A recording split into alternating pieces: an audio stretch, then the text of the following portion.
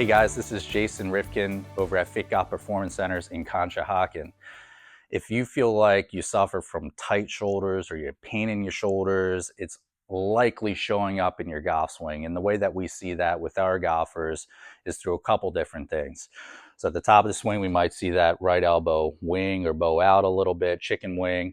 We may see more over the top motion in the downswing. At impact, we may see a scoop or an early release, maybe some loss of posture. So if any of these seem familiar to you or you experience them in your golf swing, there's a good chance that you lack mobility in your upper spine and shoulders. So I want to show you a couple things that we do with our clients here at FitGolf to alleviate some of that. First thing we like to start people off is with a little bit of foam rolling, which is going to help loosen up some of the soft tissue in your upper back and shoulder area.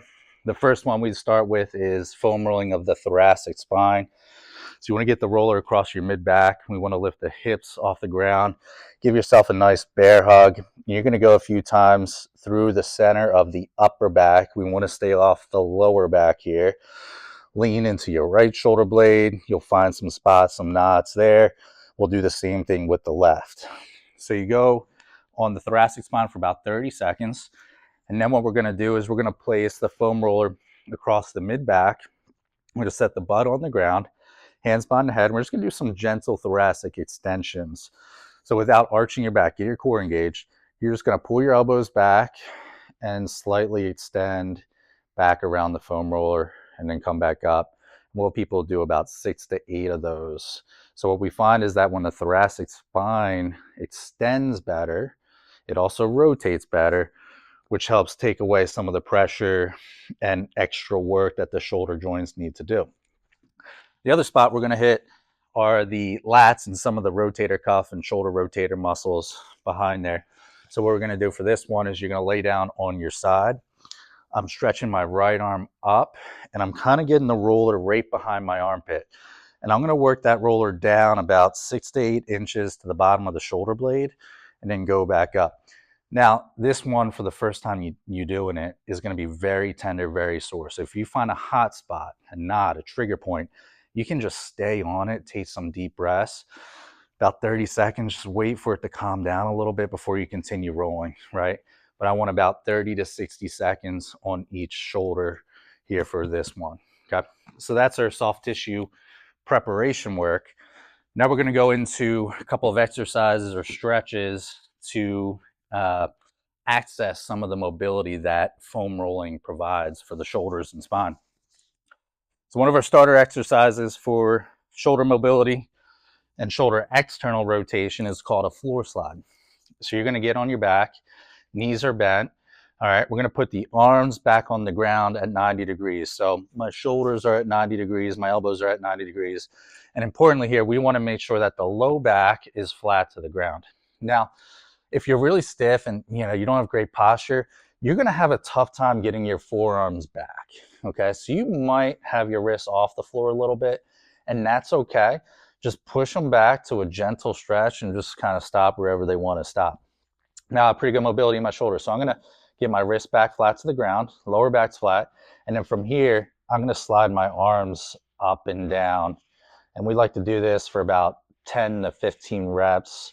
All right, so I'll do a couple more reps here. Another thing you want to pay attention to is your neck. So I see a lot of people that have limited mobility in their spine and bad posture have the chin up. So just make a conscious effort to tuck your chin down towards your chest and then do it from there. Okay. And then the last one here, we like to follow it up with an exercise called supine shoulder external rotation. So if you have a little light band at home, grab that. If not, you can find these on Amazon for really cheap. So I have a light resistance band here. What I'm going to do is I'm going to wrap that behind my knees. Okay.